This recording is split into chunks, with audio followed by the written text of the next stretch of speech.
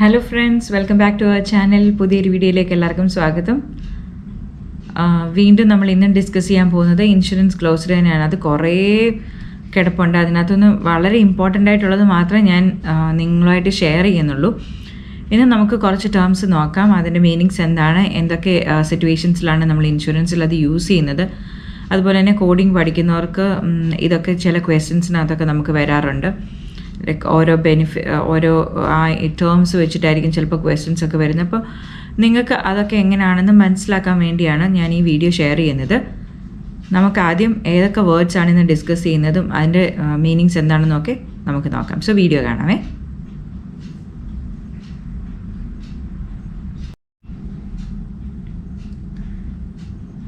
ഇന്ന് നമ്മളൊരു 6 terms discuss ചെയ്യുന്നുണ്ട്. അതിനകത്ത് I, L പിന്നെ എമ്മിൻ്റെ ബിഗിനിങ് വരെയുള്ള വേർഡ്സ് ആണ് നമ്മൾ ഇന്ന് ഡിസ്കസ് ചെയ്യുന്നത്. First one is insurer. Insurer എന്നുള്ളത് നമ്മൾ കഴിഞ്ഞ ഒരു സെഷനിൽ തന്നെ ഞാൻ പറഞ്ഞായിരുന്നു ഇൻഷുറർ എന്താണ്, ഇൻഷുർഡ് എന്താണെന്നൊക്കെ. വീണ്ടും ഒന്നുകൂടെ പറയുകയാണ്. ഇൻഷുറർ എന്ന് പറയുമ്പോഴത്തേന് the party in an insurance agreement who undertakes to pay the losses. Okay, അല്ലെങ്കിൽ ഇൻഷുറൻസ് കമ്പനിയാണ് നമ്മൾ ഇൻഷുറർ എന്ന് പറയുന്നത്. whoever is taking the agreement to pay the losses. അപ്പോൾ നമുക്ക് വരുന്ന മെഡിക്കൽ എക്സ്പെൻസസ് അല്ലെന്നുണ്ടെങ്കിൽ അങ്ങനെ റിലേറ്റഡ് ആയിട്ട് വരുന്ന ലോസസിനെ നമുക്ക് വേണ്ടി പേ ചെയ്യുന്ന ആ ഒരു പാർട്ടിയാണ് നമ്മൾ ഇൻഷുറർ എന്ന് പറയുന്നത്. So that will always be the insurance company. Okay, ഇനി ഇൻഷുറൻസ് കമ്പനി എന്ന് പറയുമ്പോൾ ചുമ്മാ ഒരാൾ വന്നിട്ട് ഞങ്ങളൊരു ഇൻഷുറൻസ് കമ്പനിയാണെന്ന് പറയുമ്പോൾ നമുക്ക് അക്സെപ്റ്റ് ചെയ്യാൻ പറ്റത്തില്ല. Insurance company should be duly registered and licensed to operate in the country of issuance of this insurance policy for better health care. Okay, അങ്ങനെ രജിസ്റ്റേർഡ് ആയിട്ടുള്ള കമ്പനീസിനെ മാത്രമേ നമ്മൾ അക്സെപ്റ്റ് ചെയ്യാൻ പാടുള്ളൂ. So that is known as the insurer. Okay, the party in an insurance agreement who undertakes to pay the losses, അതിനെയാണ് നമ്മൾ insurer എന്ന് പറയുന്നത്. Second one is insured. Insured എന്ന് പറയുമ്പോൾ a person who is covered under the insurance plan. ആ insurance പ്ലാനിൻ്റെ അണ്ടറിൽ covered ആയിരിക്കുന്ന മെമ്പറിനെയാണ് നമ്മൾ ഇൻഷുർഡ് എന്ന് പറയുന്നത്. സോ പോളിസി എടുക്കുന്ന member will be the insured and policy നമുക്ക് അഡ്മിനിസ്റ്റർ ചെയ്യുന്ന അല്ലെന്നുണ്ടെങ്കിൽ നമുക്കതിൻ്റെ പോളിസി അഡ്മിനിസ്റ്റർ ചെയ്യുന്ന TPS അഡ്മിനിസ്റ്റർ ചെയ്യാറുണ്ട്. പക്ഷേ ആ ലോസസ് പേ ചെയ്യുന്ന ആ കമ്പനിയാണ് നമ്മൾ ഇൻഷുറർ എന്ന് പറയുന്നത്. നിങ്ങൾക്ക് രണ്ടിൻ്റെ മീനിങ്സ് മനസ്സിലായില്ലേ, ഇൻഷുറർ എന്തോ ഇൻഷുർഡ് എന്തോ. Next one is legal dependence. Legal dependents എന്ന് പറയുമ്പം the unmarried children who are under 18 years of age or below 25 if still a full-time university student and the spouses of the enrolled employee. Okay, അവരെയാണ് നമ്മൾ legal dependent എന്ന് പറയുന്നത്. അതായത് സ്പൗസിനെയും ചിൽഡ്രനെയും. Children എന്ന് പറയുമ്പം married ആയിട്ടുള്ള ചിൽഡ്രനെ നമുക്ക് ഒരിക്കലും ലീഗൽ ഡിപ്പെൻഡൻ്റ് ആയിട്ട് കൺസിഡർ ചെയ്യാൻ പറ്റത്തില്ല. So unmarried children under 18 years of age. Okay, പിന്നെ still full time university student ആണെങ്കിൽ അപ് ടു 25 വരെ അവർ കൺസിഡർ ചെയ്യുന്നതായിരിക്കും. It depends on different insurances. അവരുടെ പോളിസിയിൽ എന്താണോ അല്ലെങ്കിൽ അവരുടെ ടേംസ് ആൻഡ് കണ്ടീഷൻസിൽ എന്താണോ അവർ ഉദ്ദേശിക്കുന്നത് അതിനനുസരിച്ച് some companies will only accept up to 18 years of age. അപ്പോൾ ആ സമയത്ത് നമ്മൾ 18 years ഓഫ് ഏജ് വരെയുള്ള ആൾക്കാരെ മാത്രമേ കൺസിഡർ ചെയ്യത്തുള്ളൂ. അത്രയും ഇയേഴ്സിലുള്ള പിള്ളേരെ മാത്രമേ നമ്മൾ ലീഗൽ ഡിപ്പെൻഡൻ്റ് ആയിട്ട് കൺസിഡർ ചെയ്യത്തുള്ളൂ. ഇനി അതല്ല, ചില insurance companies full time university students up to 25 consider ചെയ്യുന്നുണ്ടെങ്കിൽ ആ ഒരു ഏജ് ലിമിറ്റ് വരെ ഉള്ള children, then spouse or spouses. Okay, more than 1 married ആണെങ്കിൽ സ്പൗസസ്. അതും ടേംസ് ആൻഡ് കണ്ടീഷൻ കാണും. മേ ബി ലൈക്ക് 1 അല്ലെങ്കിൽ 2, ഇപ്പം ചിലവർ മോർ ദാൻ 3 ഒക്കെ മാരീഡ് ആയിട്ടുള്ളവർ കാണും. പക്ഷേ 1 or 2 സ്പൗസിനെ ആയിരിക്കത്തുള്ളൂ അവർ കൺസിഡർ ചെയ്യുന്നത്. എല്ലാത്തിനും നമുക്ക് ഇൻഷുറൻസ് കമ്പനിയിൽ ഒരു പെർട്ടിക്കുലർ ഇതിൽ ഒരു ലിമിറ്റേഷൻസ് കാണുമല്ലോ.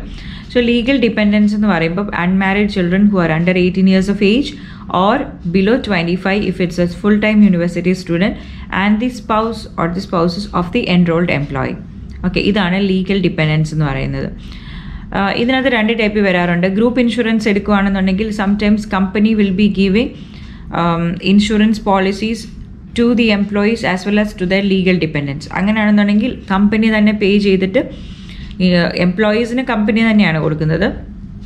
അതുകൂടാതെ അവരുടെ ഫാമിലിക്കും ലീഗൽ ഡിപ്പെൻഡൻസിനും കൂടെ ചില കമ്പനീസ് സ്പോൺസർ ചെയ്യാറുണ്ട് ഇൻഷുറൻസസ്. ഓക്കെ, ചില കമ്പനീസിലാണെന്നുണ്ടെങ്കിൽ അവർ പറയും വൈഫ് പ്ലസ് 1 ചൈൽഡ് അല്ലെങ്കിൽ വൈഫ് പ്ലസ് 2 ചിൽഡ്രൻ കമ്പനി പേ ചെയ്യും.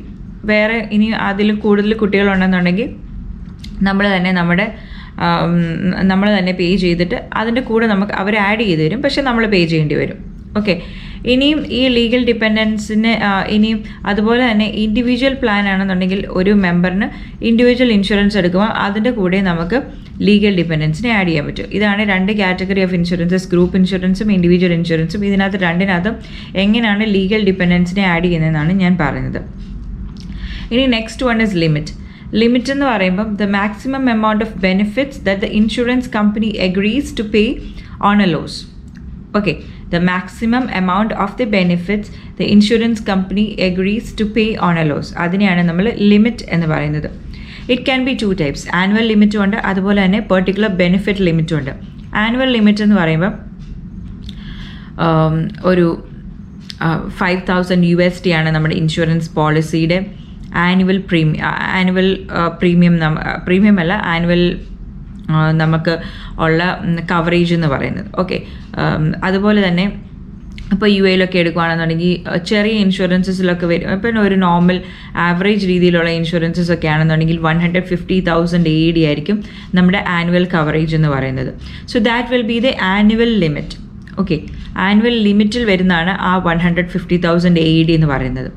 അതേസമയം ഈ മെമ്പറിന് തന്നെ ഇത്രയും ലിമിറ്റ് ഉണ്ടെങ്കിൽ പോലും ചില ബെനിഫിറ്റ്സിന് ഒരു പെർട്ടിക്കുലർ ലിമിറ്റ് കാണും, ബെനിഫിറ്റ് ലിമിറ്റ് കാണും. ആ പെർട്ടിക്കുലർ ബെനിഫിറ്റിൻ്റെ അണ്ടറിൽ വരുന്ന സർവീസസിന് ആ ഒരു പെർട്ടിക്കുലർ ബെനിഫിറ്റ് ലിമിറ്റ് വരെ നമുക്ക് യൂസ് ചെയ്യാൻ പറ്റത്തുള്ളായിരിക്കും ഇൻ ആൻ ഇയർ.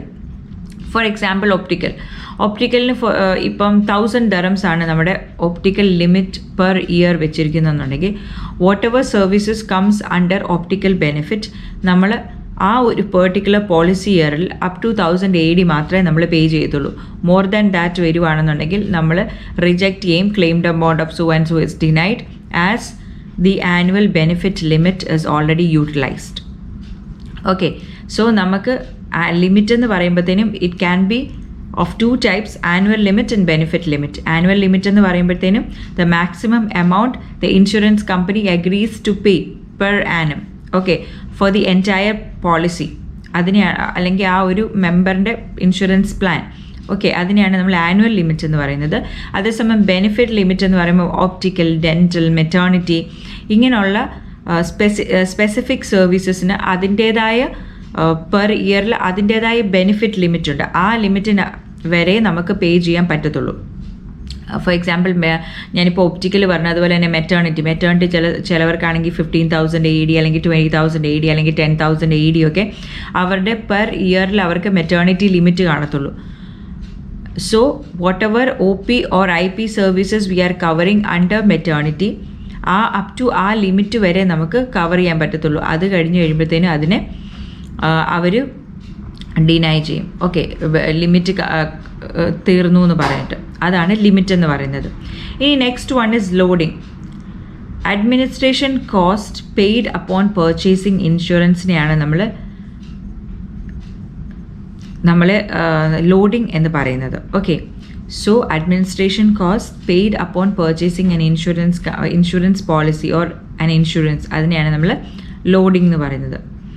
ഓക്കെ, ഇനി next one is medical under writing. What is medical under writing? നമ്മളെല്ലാവരും കേൾക്കാറുണ്ട് under writing, medical under writing ഇങ്ങനെ കേൾക്കാറുണ്ട്. പക്ഷേ നമുക്ക് അത് എന്താണ് അണ്ടർ റൈറ്റിംഗ് എന്ന് കുറച്ച് ആൾക്കാർക്കെങ്കിലും ഡൗട്ട് കാണും. What is underwriting? Okay, underwriting എന്ന് പറയുമ്പോഴത്തേനും it's a process of evaluating an application for health insurance coverage by examining the applicant's medical history. The price of coverage will be determined by the risk factors of the applicant.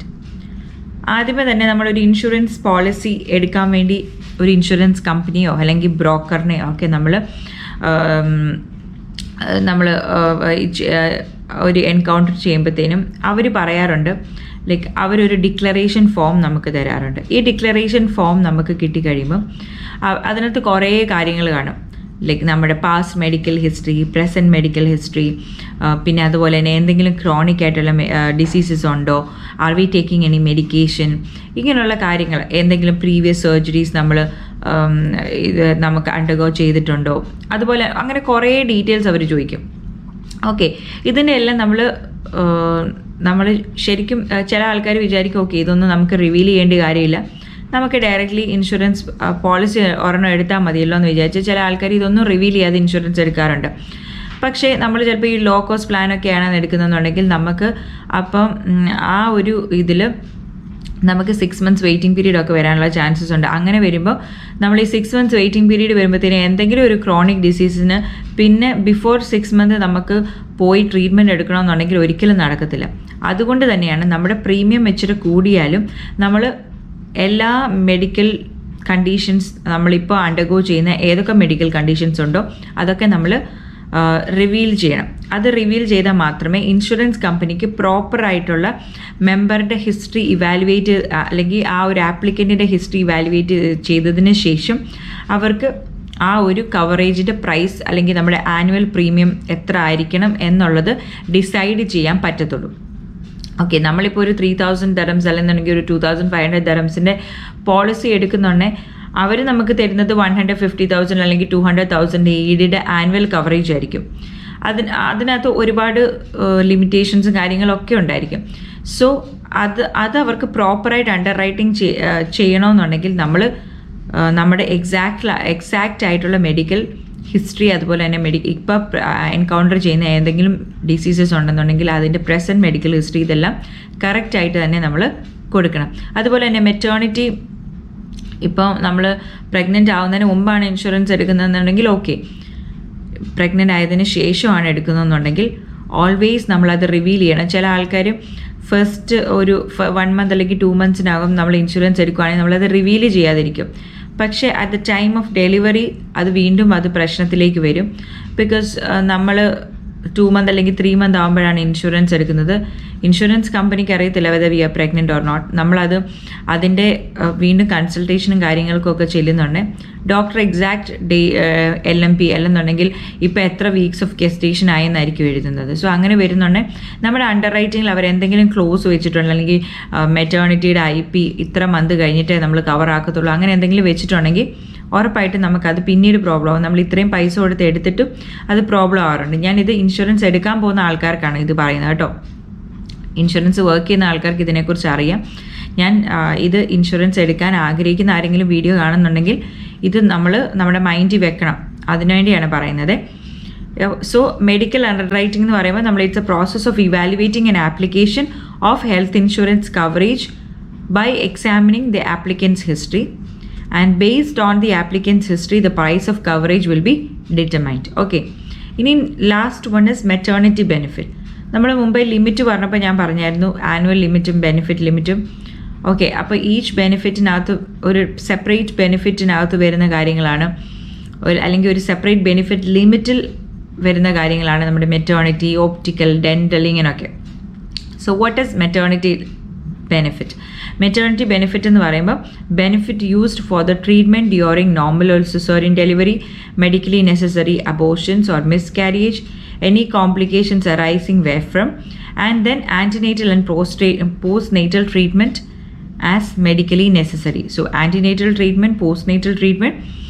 So then the delivery cases, normal, cesarean, whatever it is, then abortions or miscarriage or any other complications, ഇതൊക്കെ medically necessary ആയിട്ടുള്ള ഇതിനകത്ത് ഈ ഒരു procedures അല്ലെന്നുണ്ടെങ്കിൽ ഈ ഒരു stages നമ്മൾ encounter ചെയ്യുമ്പോൾ അതിനകത്ത് മെഡിക്കലി നെസസറി ആയിട്ടുള്ള സർവീസസിനെ കവർ ചെയ്യുന്ന ആ ഒരു പെർട്ടിക്കുലർ ബെനിഫിറ്റ് ലിമിറ്റിനെയാണ് നമ്മൾ മെറ്റേണിറ്റി ബെനിഫിറ്റ് എന്ന് പറയുന്നത്. സോ നമ്മളിപ്പോൾ OP ഓർ IP സർവീസസിൽ ഹോസ്പിറ്റലിൽ പോവുകയാണെന്നുണ്ടെങ്കിൽ പ്രഗ്നൻ്റ് ആണ് അല്ലെന്നുണ്ടെങ്കിൽ ഫോർ ദ ഡെലിവറി എല്ലാ കോസ്റ്റും നമ്മുടെ മെറ്റേണിറ്റി ലിമിറ്റിൽ നിന്നായിരിക്കും ഡിഡക്റ്റ് ആയിക്കൊണ്ടിരിക്കുന്നത്. സോ എല്ലാവർക്കും മെറ്റേണിറ്റി ബെനിഫിറ്റ് എന്താണെന്നും കൂടെ മനസ്സിലായല്ലോ അല്ലേ? ഇത്രയുമാണ് നമ്മൾ ഇന്ന് ഡിസ്കസ് ചെയ്തത്. 7 ടേംസ് നമ്മൾ ഡിസ്കസ് ചെയ്ത്. സോറി, ഞാൻ ആദ്യമേ 6 എന്നാണ് പറഞ്ഞത്. 7 ടേംസ് നമ്മൾ ഡിസ്കസ് ചെയ്ത്. Insurer, insured, legal dependence, limit, loading, medical under writing and maternity benefit. ഇതാണ് നമ്മൾ ഇന്ന് ഡിസ്കസ് ചെയ്തത്. എല്ലാവർക്കും മനസ്സിലായെന്ന് വിചാരിക്കുന്നു. സോ ഫ്രണ്ട്സ്, നിങ്ങൾക്ക് എല്ലാവർക്കും ഈ ഒരു വീഡിയോ മനസ്സിലായെന്ന് വിചാരിക്കുന്നു. എന്തെങ്കിലും ഡൗട്ട്സ് ഉണ്ടെങ്കിൽ എനിക്ക് മെസ്സേജ് അയയ്ക്കുക. അതുപോലെ തന്നെ ഈ ഇൻഷുറൻസ് ഗ്ലോസറി നമ്മൾ കണ്ടിന്യൂസ് ആയിട്ട് ചെയ്യുവാണ്. നിങ്ങൾക്ക് ഏതെങ്കിലും ടേംസിൻ്റെ മീനിങ്സ് മനസ്സിലായിട്ടില്ല അല്ലെന്നുണ്ടെങ്കിൽ ഏതെങ്കിലും ടേംസിനെ കുറിച്ച് ഞാൻ ഡിസ്കസ് ചെയ്യണമെന്നുണ്ടെങ്കിൽ അതും കൂടെ നിങ്ങളൊന്ന് അറിയിക്കുകയാണെന്നുണ്ടെങ്കിൽ എനിക്ക് ആ ടേംസും കൂടെ ഒന്ന് ഇൻക്ലൂഡ് ചെയ്യാൻ പറ്റും. സോ വീഡിയോ ഇഷ്ടമായെങ്കിൽ ലൈക്ക് ചെയ്യുക, ഷെയർ ചെയ്യുക. അതുപോലെ തന്നെ ചാനൽ സബ്സ്ക്രൈബ് ചെയ്യാത്ത ആരെങ്കിലും വീഡിയോ കാണുന്നുണ്ടെങ്കിൽ ചാനലൊന്ന് സബ്സ്ക്രൈബ് ചെയ്യുക. നിങ്ങളുടെ ഫ്രണ്ട്സിനൊക്കെ ഒന്ന് ഷെയർ ചെയ്ത് കൊടുക്കുക. അവർക്കും പ്രയോജനപ്പെടുകയാണെന്നുണ്ടെങ്കിൽ നല്ലതായിരിക്കുമല്ലോ. സോ പുതിയൊരു വീഡിയോ ആയിട്ട് വരുന്നതിന് വരെ എല്ലാവർക്കും ഒരുപാട് താങ്ക്സ്. ഇത്രയും സപ്പോർട്ട് ചെയ്തതിന് ഒത്തിരി താങ്ക്സ്. വീണ്ടും സപ്പോർട്ട് ചെയ്യുക. Thank you. ബൈ.